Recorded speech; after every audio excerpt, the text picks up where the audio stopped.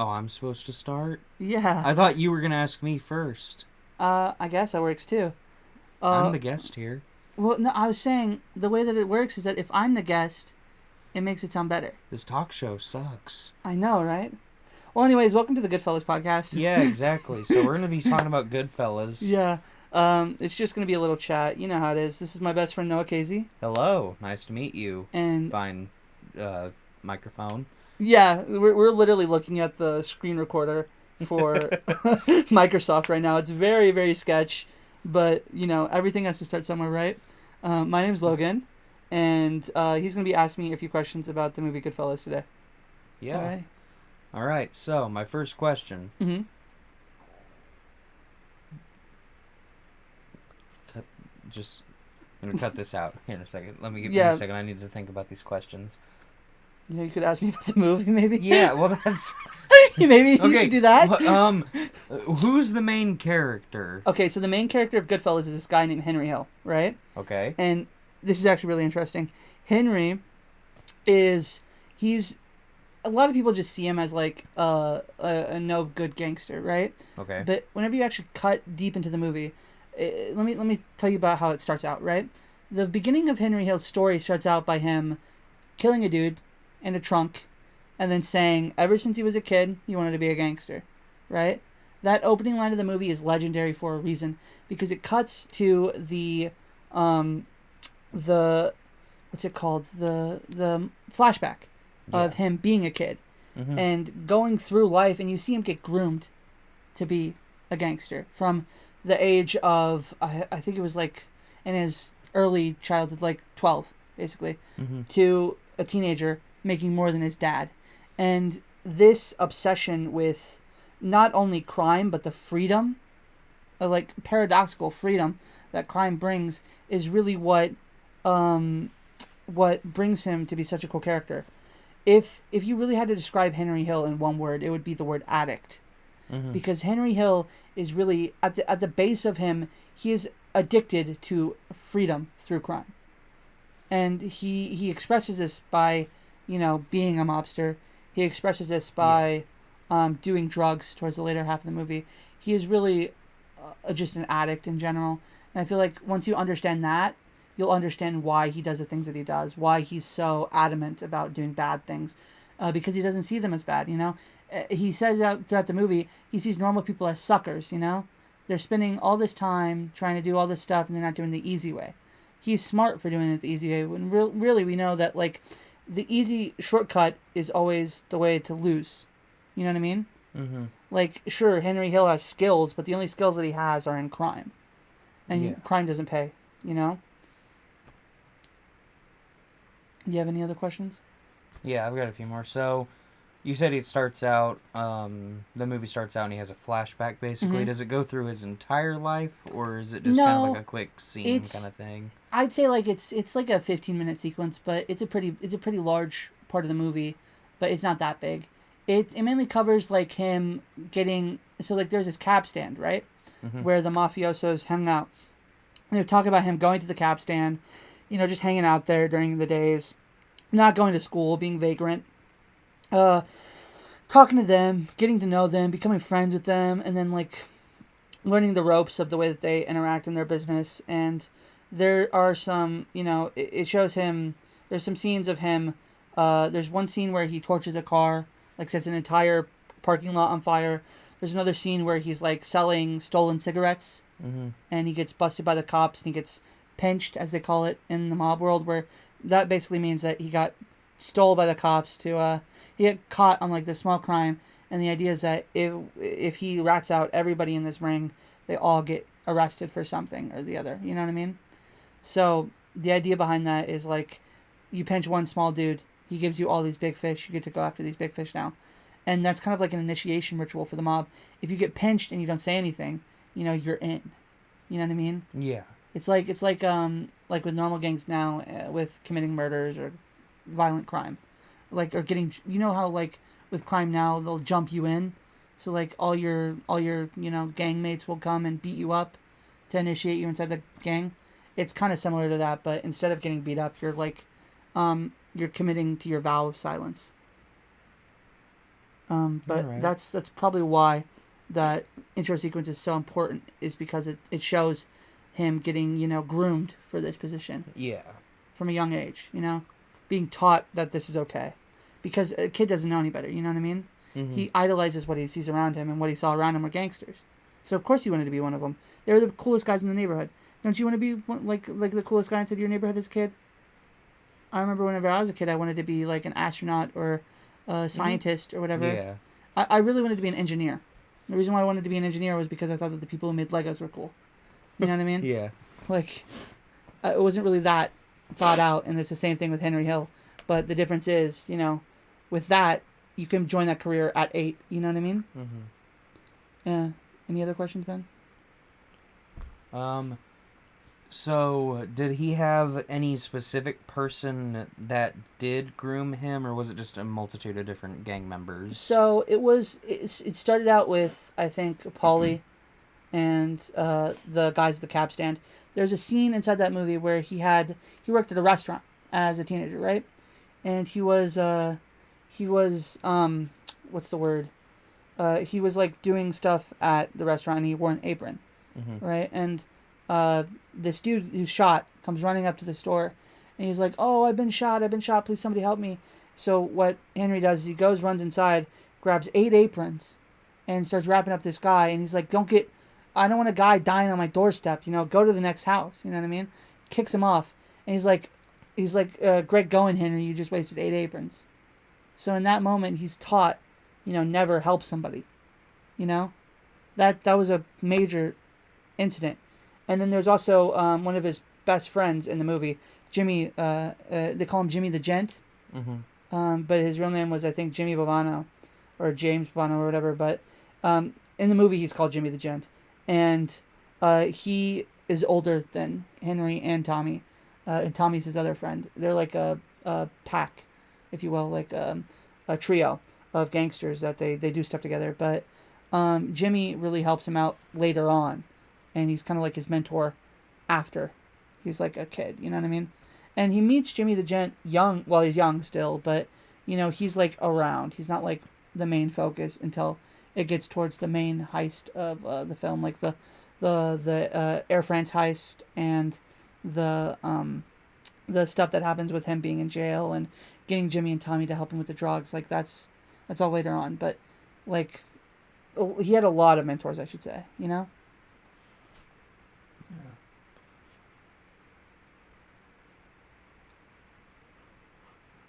Am I boring you that much, man? No, it's like it's 11. Yeah, o'clock. I know, But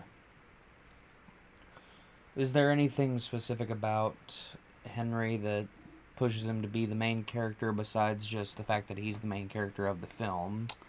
Well, I think like everybody's the main character of their own lives, right? Mm-hmm. And in that sense, Henry Hill is definitely the main character. But I wouldn't necessarily say that he's the most interesting character in the film. It's just the fact that Henry Hill was the only one to get out of there. You know what I mean? Mm-hmm. He ratted on everybody. That's how he survived. Like at the end of the film, after he got caught selling drugs, the mob's like, we don't like drugs. They never did. So I remember there's a scene where I think it's Paulie. He goes up to Paulie and he gives him like a loan for his family to stay alive, and he says like to him, "This is the last thing. Like after this, I cannot help you anymore. This is the last thing I'm ever gonna do to help you." And that is really whenever you know that Henry's life in the mob is over. He's done. He's committed the cardinal sin of committing a crime that they don't approve of, not kicking the money up, and at the very, very end, ratting out all of his family. You know what I mean? They tried to kill Karen. Jimmy, his best friend, after Tommy's already got killed, right? They killed this guy called Billy Bats, and Billy Bats is a made man. You can't kill a made man unless you're also made, and you get permission to do it. Made men are untouchables. You ever seen the movie Untouchables? Mm-mm. That's what that's about, right? But those made men, they're considered untouchable. You're not even allowed to raise your hand against them or you'll get killed, right? You're not allowed to speak up to them. So the fact that he just killed Billy Bats and then dumped his body out somewhere without anybody's approval is frankly insane. So, they decided whack him out because he was killing, he killed Billy Bats. Mm-hmm. Now in real life, we don't actually know if they did that or not. Nobody actually knows who kills Billy Bats in real life, but according to Henry's story, they did. You know what I mean? Yeah. And it could just be him. Like I said, he's an addict. He's also an addict for attention. He loves getting attention. So that just could be one of that part where he's actually just lying in real life. But what I can say is that, Henry is only the main character because he ratted out on his friends and he betrayed his ideals. In a way, he's like an anti-hero Yeah. in that respect. So, you were talking about Billy Bats, Mhm. and this is a guy that's in this movie. Yeah. But you also referenced him in real life. So, this movie's based off of events that took place in real life. Yes, this is based off of Henry Hill's actual accounts of his life in the mob. Okay. It was based off of a book called Wise Guy, right? And Wise Guy was written based off of everything that he lived through, his experiences after witness protection. And he was like, you know what, this would be a good story to write about. So he wrote a movie, or he wrote a book about it, and the book was adapted into Goodfellas, the movie. Mm-hmm. Now, given this movie is very good, and they take a lot of creative liberties, but it's a film. Yeah. Every single based on real life film is going to take creative liberties somewhere. Yeah. So it makes sense to me that they would do that. Yeah. It's a very interesting move. Do you think that affects with people's reception of the history surrounding those events? Yeah, I mean, so with any events that surround the mob, there's an air of uncertainty because it's street crime, you know what I mean? Yeah. It's like rumors, Rumors go crazy. And you can never trust a rumor, right? But whenever it comes to like events like that surround crime, unless the FBI was monitoring them the entire time, you don't know what's true. You don't know what's hearsay or what's a dude bragging about something that didn't happen, or another dude, speaking bad about another guy. That way they get killed. You know what I mean? That's one of the theories about why Tommy was even killed, was that Karen was sleeping with this other dude and lied about it, or started lying about it because Tommy was mad, or Henry was mad that Karen was cheating on him whenever he was in prison. But that's also just another rumor. You know what I mean? Yeah. Whenever it comes to the world of crime in general, all of this stuff is rumors, so you can't really trust it at all. But that's what I think makes it such a compelling story, is that because these are all rumors, you have a lot of room for creative liability. That's where you get stuff like the Irishman and him killing Jimmy Hoffa. That's not confirmed either. You know what I mean? Yeah. But that's the same issue with Goodfellas, because it's rumors. It is more creatively free, but it does create more historical misconceptions. Yeah. It's very interesting.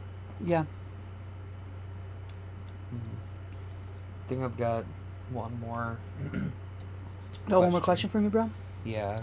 I'm trying to I'll think let you of- ponder. Yeah.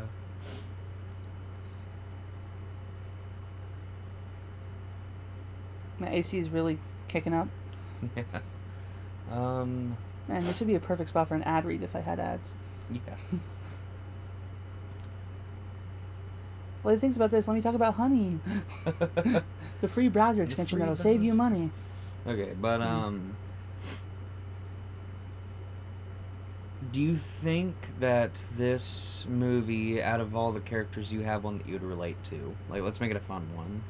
Any character that I relate It to? could be any character in this film. It could be the dude who shows up to drop off a pizza pie at Could the be front like Karen, doorstep. his wife, anything. It could literally be any person. I think I'd honestly relate to Henry Hill.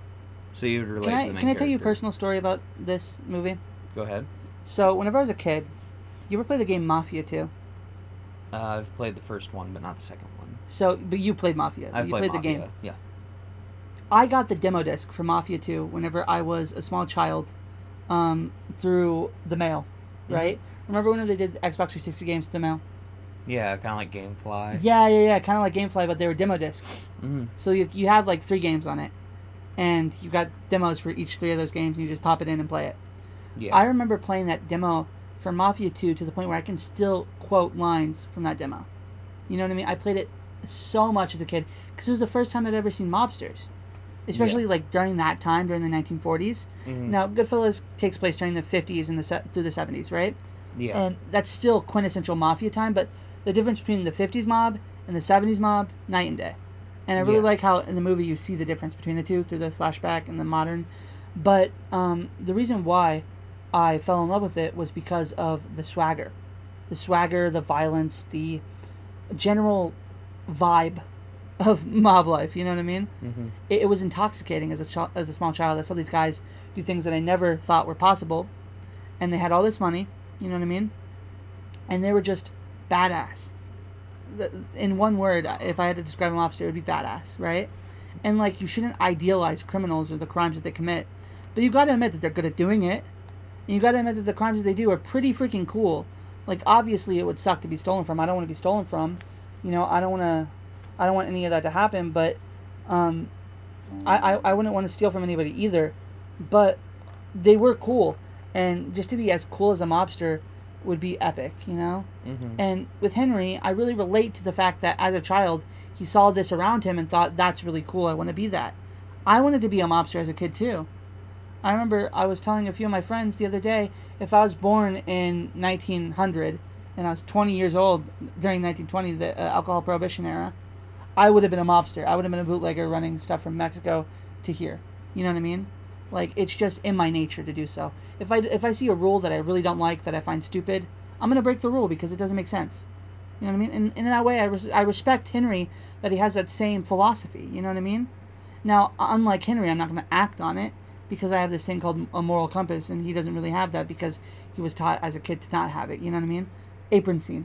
That brings that idea to mind. You know what I mean? Yeah. His sense of morals were warped from a young age.